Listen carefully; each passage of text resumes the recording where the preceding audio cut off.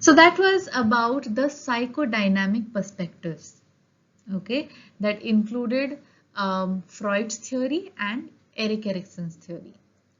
Now moving on to another school of thought, the behavioral school of thought. And whenever we talk about the behavioral perspective, one name that comes in mind is John B. Watson. John Watson said that, give me a baby and I will turn him into anything that you could want him to be. I can turn him into a doctor, into a sweeper, into a pilot, anything. And intelligence, or rather other factors like consciousness, heredity, etc. does not matter at all. It is pure learning on which a person develops his personality, right? So the behavioral perspective suggests that the keys to understanding development are observable behavior and environmental stimuli.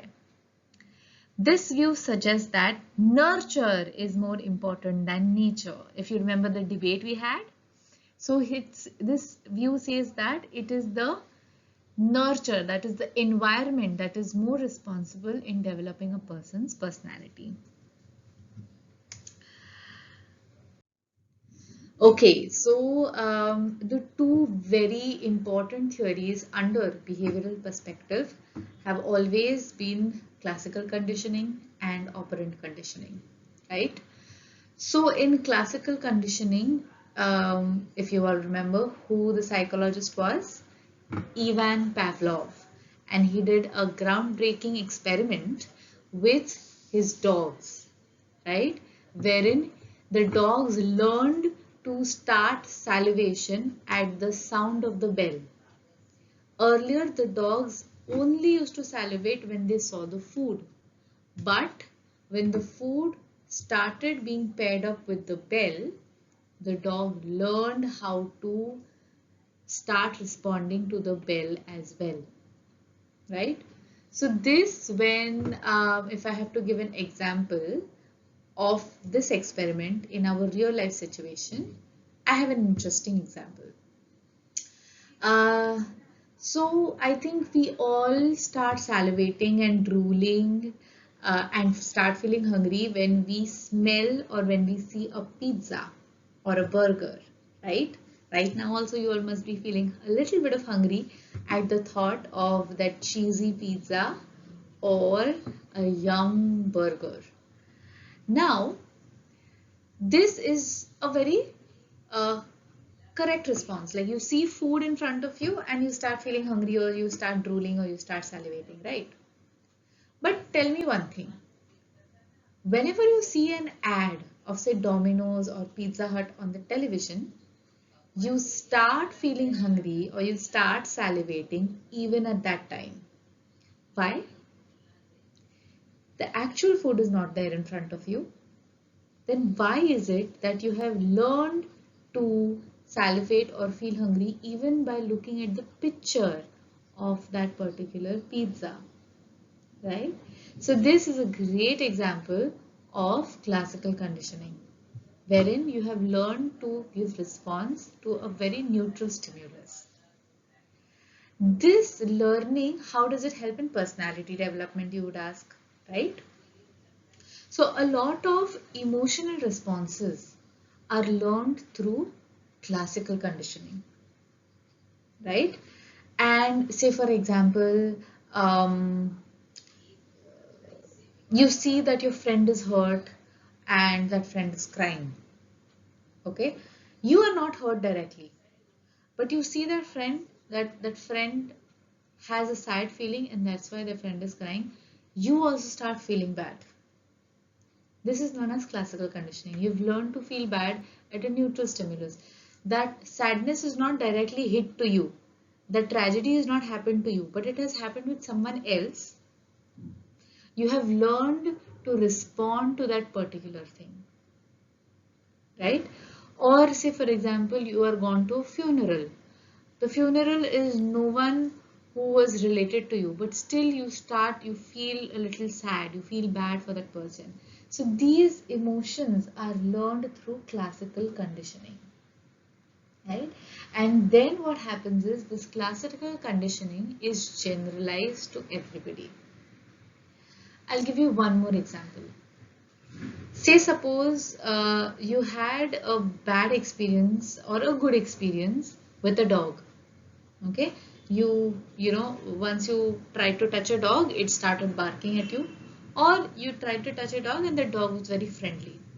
So this happened with 2 or 3 dogs, and then you realized कि okay, you will get two kind of experiences: either dogs are good or dogs are bad. So this fact that you are saying that dogs in general are good or dogs in general are bad is known as generalized learning. You learn from 2 or 3 experience and you generalize it to the entire population. If you look into your life, you have done a lot of certain generalized learning, right? So like, you know, certain animals are good, certain are bad, certain kind of human beings are good or bad, certain kind of incidents are scary, certain kind of incidents are pleasant. This is all from classical conditioning or classical learning method. And that's how your personality also develops. So this is what the classical conditioning theory says. Another theory given or falls under the behavioral perspective is the operant conditioning. And this theory or this um, experiment was done by B.F. Skinner, right? And B.F. Skinner said that an individual learns or de-learns a particular thing based on the consequences faced after the action. He talked largely about the importance of reinforcement. So his experiment, if you all remember, was about a rat. Some say cat, some say rat, I don't know. But however, that rat learned to press a button to get food. Earlier, he did not know how to do that, right? So he was just doing a trial and error method, and suddenly when his hand was put on the button, the food was received. So every time, so again, it went for a trial and error, and by mistake he pressed the button, he got food. So after few trials like this, the mouse learned, the rat learned that okay, by pressing the button, I get the food. So he learned how to press a button. Now again, if this, so basically it was getting a reinforcement of a reward, right? The food was a reinforcement as a reward. In the similar manner, if you want a person to de-learn something, you need to give a negative reinforcement or a punishment. Negative reinforcement can be anything. It can be removal of a good thing. For example, that happens, this kind of happens in our day-to-day life. Say for example, you were told some work. Okay, your mother gave you that you have to clean the room today, but you did not clean the room. You will get a negative reinforcement, like your privilege to use the mobile is gone. So it's not a punishment, you're not being scolded or hit, but something that was a reward has been taken away from you. This is known as negative reinforcement. Why is this being done? So then that next time when you are told to clean your room, you clean the room because you faced a negative consequence. Another example would be if your parent told you to clean the room and you have cleaned the room very well. Very nicely you've cleaned and organized your room. Your parent is very happy, you get a reward. Maybe a favorite dish, maybe you get a biryani that day, or maybe you get to get a pizza. Why? Because you've done a good work. So your good work has been awarded or rewarded. A positive reinforcement has been given. In this way, you learn to keep your room clean. So every time you are doing a particular action, based on what reinforcement you're getting, good or bad, you are having a learning experience. And this process, this learning experience, again helps in building a personality. Okay, so these were two conditioning theories that were explained by Ivan Pavlov and P.F. Skinner. Then we have something under the behavioral theory called as social learning theory. Now, social learning theory says that an individual learns from the immediate environment. So, the individual needs a good model so that he can imitate that model and learn something out. So, on your screen, if you see, there is a detailed experiment in parts shown to you, like a comic strip. You can read through that.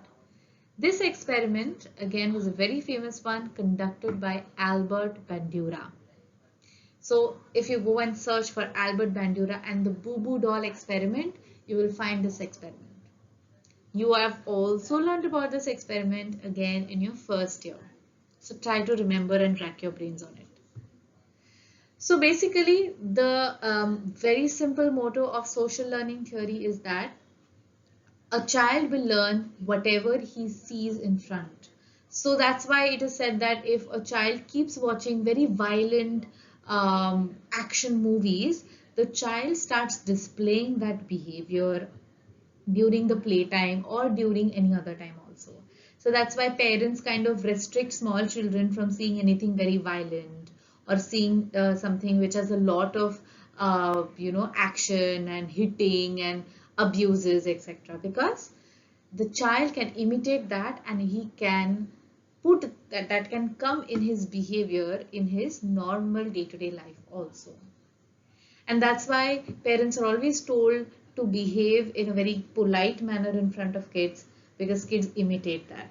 So it's not only about kids, as adults also, there are a lot of times that we imitate and try to acquire a good behavior. We have our role models, like say for example, if somebody who is very fond of music, he would keep somebody as, or she would keep somebody as a role model. Say for example, A.R. Rahman.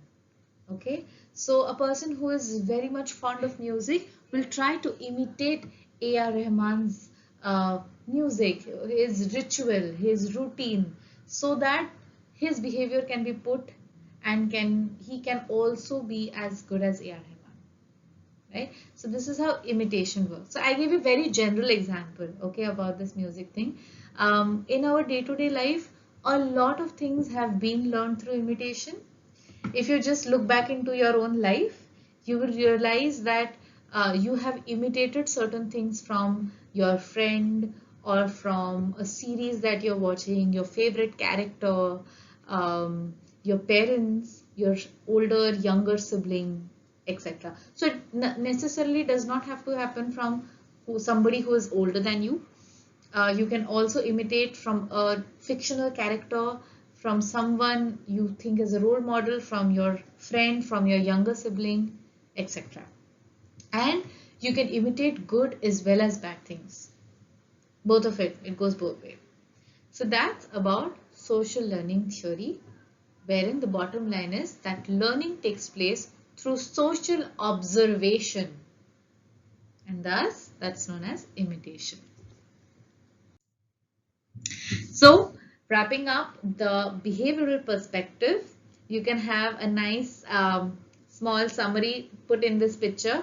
Skinner says that you need to press the lever to get into the room.